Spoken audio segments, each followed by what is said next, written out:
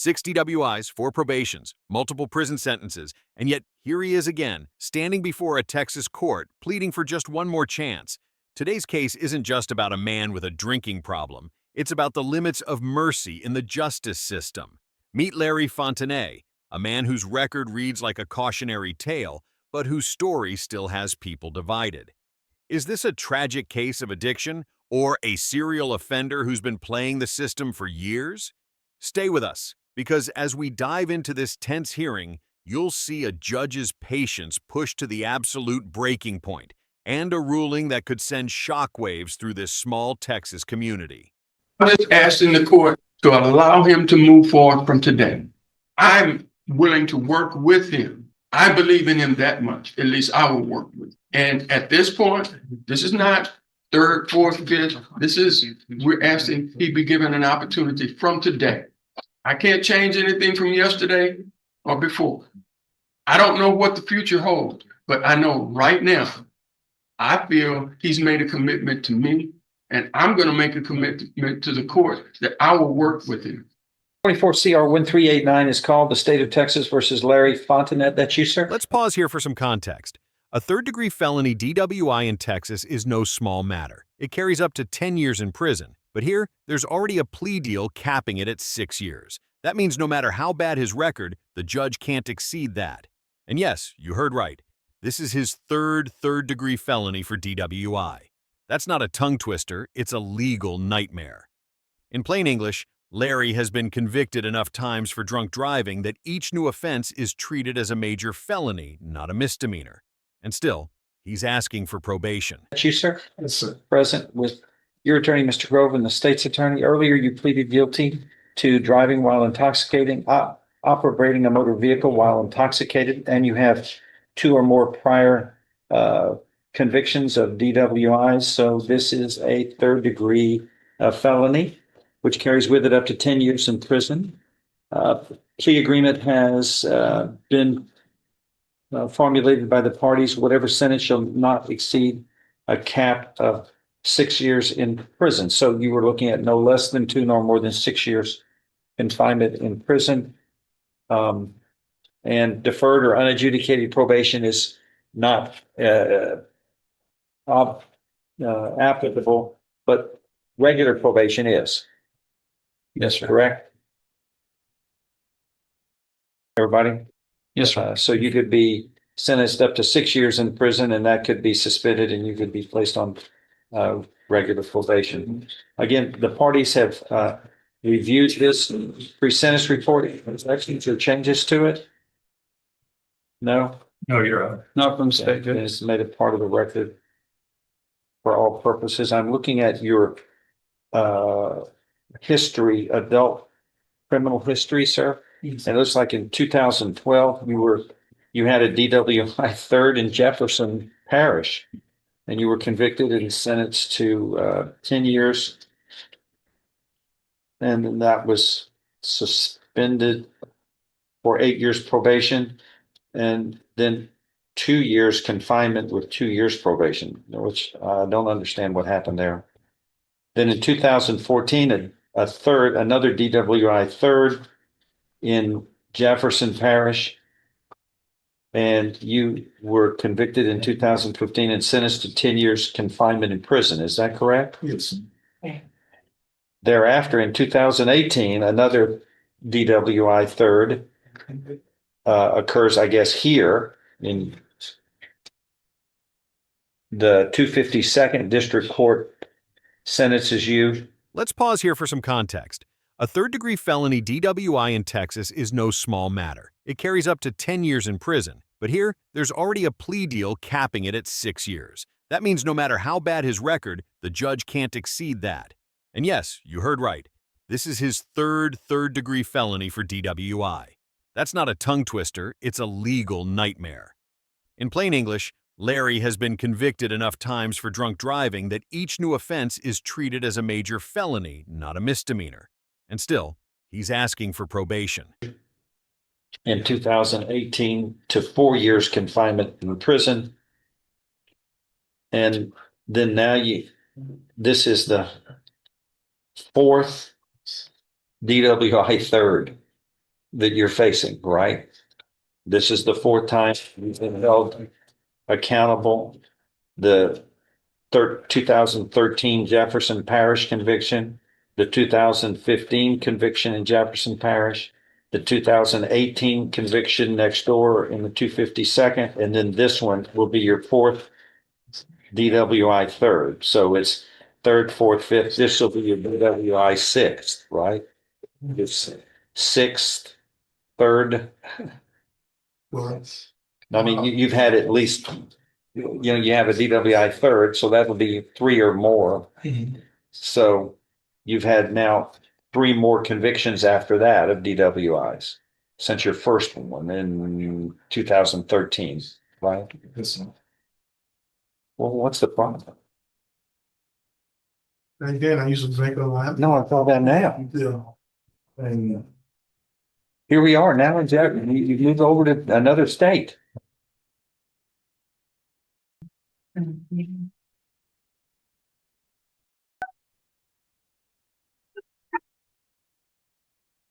Here at 12:50 in the morning, the police stop, well, come behind you. You're stuck in the turning lane on Gulfway Drive in Port Arthur, and you were unconscious.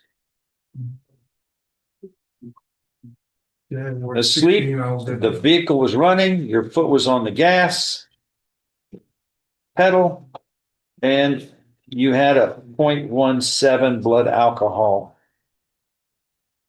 A Which blood is- alcohol content of 0.17 is more than twice the legal limit. But here's the kicker. Larry wasn't just driving drunk. He was passed out, foot on the gas in the middle of a turning lane at nearly 1 a.m. This isn't just dangerous, it's a potential recipe for disaster. Imagine if someone had been crossing the street or if the car lurched forward into traffic.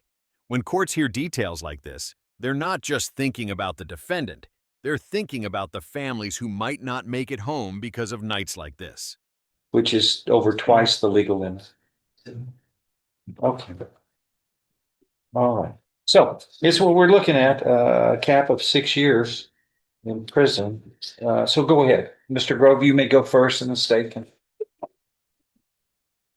And God bless you. Judge, as the court said, this is already noted. Mr. Fontenette has a drinking problem, and yet if you look at his entire criminal record, this is the only problem that he really has. I'm not saying that means that it's not a problem, but he doesn't have the other problems that most people have. In fact, on the drug usage, it shows that he has smoked marijuana as the only drug usage on 2 occasions. He had a couple of theft by check cases early on back in '04, and it's very unfortunate that he does have this problem, but that's his problem. He also has been able to graduate from high school. He's maintaining a job. He's still working. He's worked during this entire time and has actually driven and been driven. Not he hasn't made all the trips, but been driven with an intoxilizer from Louisiana to come to court over here. And he has 9 children that he supports. And here's the emotional gut punch. Larry has 9 children. The defense is leaning on that, hoping the court will see a father trying to provide. But the judge isn't buying it. Because being a parent isn't just about paying child support. It's about being present, sober, and safe. The court's logic is brutally simple. How can you take care of your kids when you're unconscious behind the wheel, drunk in the middle of the road? This is where sympathy for the family collides head-on with the cold reality of public safety. Takes care of them mostly through monthly child support. He's currently married. How is he being a good father and helping the kids and supervising the children when he's unconscious in Port Arthur at 1 a.m. with his fourth DWI third. How is that responsible parenting?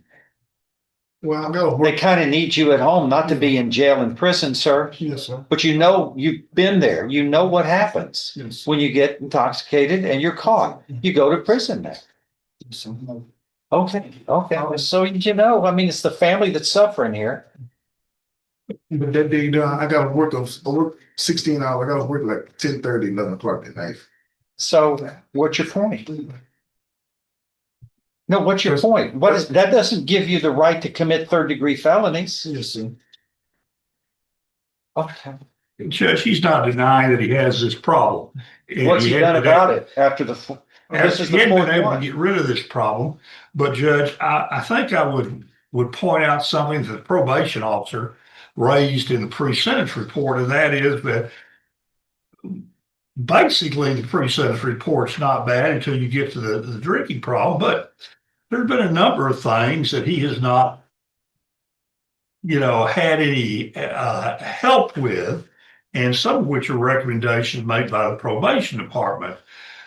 Some of these are things like the substance abuse felony punishment facility, and some things like this to help him deal with this part of his personality, is what I would call. I don't think that's right in terminology, but he still has been able to maintain employment, take care of his family, and do all this other stuff.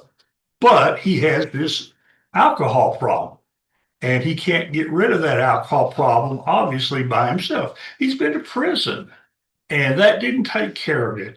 I would ask the court to give him one last chance, and that's to try some of these other alternative programs. Because except for that, we would be a whole lot better. And I think society would be a lot better if he could take care of this one part of his Screaming for help. It's a phrase that sticks. Defense attorneys often use it to frame addiction not as a crime, but as an illness. And in many cases, they're right. Substance abuse is a medical condition that needs treatment. But the court has to balance that compassion against a hard fact. The law is designed to protect the public first. Larry's been given rehab chances, probation terms, and multiple reduced sentences. At what point does help turn into enablement? That's the razor's edge this judge is walking. problem. And it's the kind of thing, Judge, that I'm not trying to say, oh, it doesn't matter, because obviously it does. It's very, very important. But this is something that just screamed for help. And I think it appears that he's done just about everything he can by himself. Now, that's not to say that it's not his fault, because it is. And he admits that it's his fault. He's not denying it at all. And I know that after Mr. Laird has some comments that Mr. Fontenette would like to address the court. Go ahead. Anything, State? Judge, when was he supposed to get this help after which a DWI? I mean, he's had so many opportunities to get help. He's had opportunities to change his ways and turn away from it. And all he does is keeps doing what the probation office, which the defense attorney neglected to do in the recommendations, talking about the fact that he has continued to drink alcohol, consuming alcohol in an irresponsible and dangerous manner. He's putting so many people at risk every time he does this. He's had every opportunity under the sun to get his act together and to do something for his 9 children that he keeps saying he wants to do something for, but he just keeps going out and he's going to end up killing somebody. And this is not for us to say he needs help. He's had a chance to get help. And now we just got to get him off the street so that he doesn't kill somebody. So we would ask. This is the prosecution's breaking point. The state isn't just asking for prison time. They're asking for the full 6 years allowed under the plea deal. Why? Because in their eyes, Larry's history proves one thing. Well, no amount of probation or treatment has stopped him. They even hint that if this were their original case, the offer wouldn't have been so generous. Translation? In a different courtroom, Larry might be looking at double this sentence. This is as much about public safety as it is about sending a message. So we would ask for the 6 years. And I might add, that this is not my case. And if I had this case, that offer would not be as generous as it is, looking at his past history. He would be looking at a lot more time, and there would be some enhancements with those prior felony DWI that he went to prison on to make him face 2 to 20 instead of 2 to 10. Did you want to say anything, Cynthia? John, I'm just asking for just to for the state to help me. Just give me one chance to help me clean up my act. Anything else? You have been placed on 4 separate probations for these offenses. And you want to go on probation again. You've had 4 separate opportunities to fix this mess. The last time you were on probation, it was revoked in Jefferson Parish. You probably had enough. And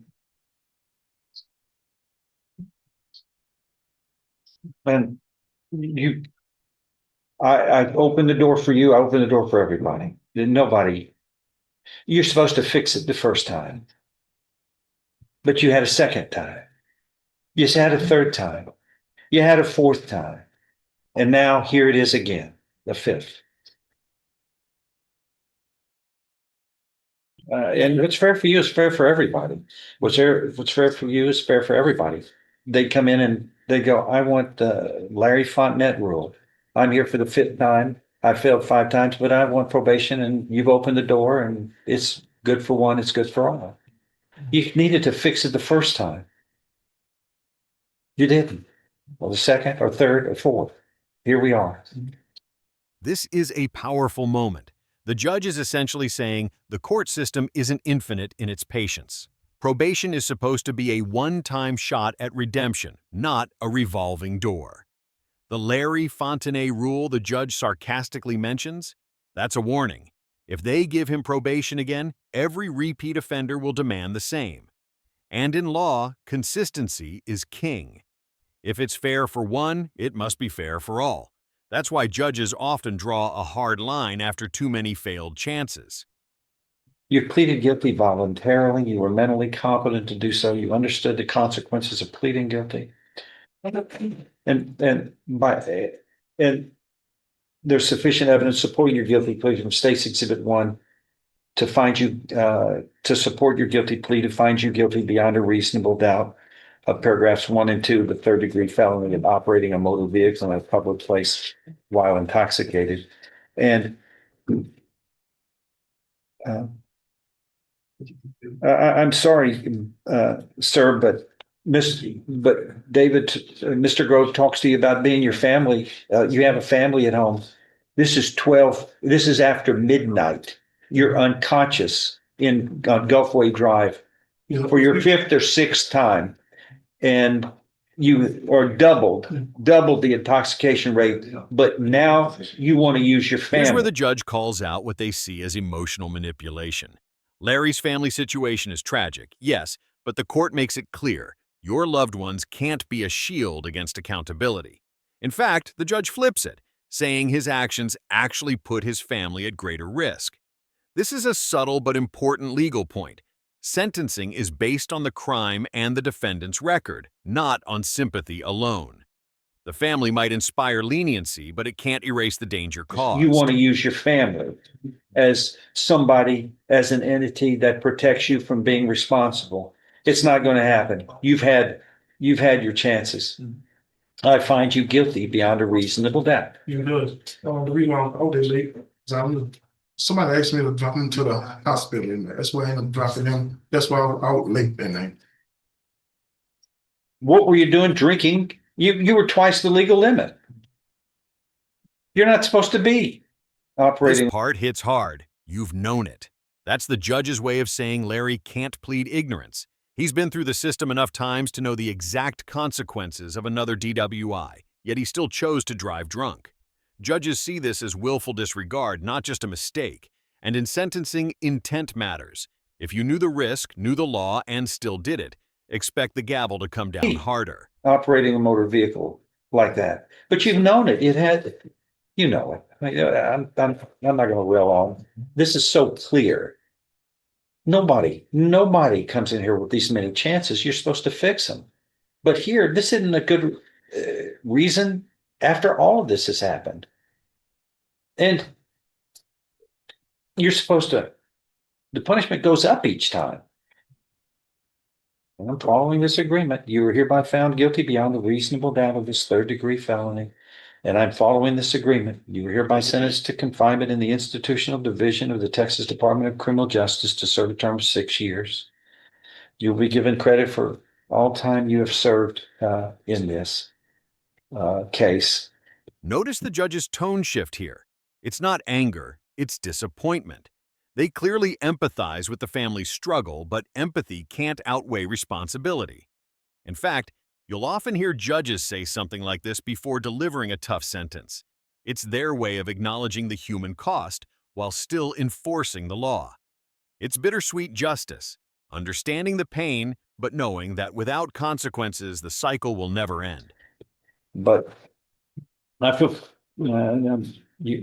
I feel sorry for the family, but you have created such a lengthy history with all opportunities with four separate probations that you should have learned from. So I can get 30 days to get my little affairs together. No, sir. No, sir. I'm treating you like everybody else. You don't have time to go report this. You're in custody now. You're going to serve out your sentence. I just wished you would have learned 4 DWIs ago. The denial is swift. No 30 days, no goodbyes, no last-minute preparations. This is immediate custody. Why? Because in cases like this, delays can lead to defendants disappearing, committing another offense, or failing to report at all. When the judge says you're in custody now, that's it. The bailiffs move in, the sentence starts instantly. It's a reminder that in felony court, mercy often has a hard stop. But you know it has consequences. You know it does. And you know it keeps getting worse. But and you still put you and your family in jeopardy. We'll take care of that. Go do anything. So here's where we land. Larry Fontenay, convicted for his 6th DWI, his 4th at the felony level, has been sentenced to 6 years in the Texas Department of Criminal Justice. Despite years of probation, multiple prison terms, and repeated warnings, the court decided public safety outweighed another chance at rehabilitation. This case shines a light on one of the justice system's toughest dilemmas. How many chances are too many? Was the judge right to finally draw the line, or should more have been done to treat the addiction instead of punish it? Let us know what you think. And if you found this breakdown eye-opening, hit that like button, share your thoughts in the comments, and don't forget to subscribe for more jaw-dropping courtroom breakdowns right here on Court Scene TV.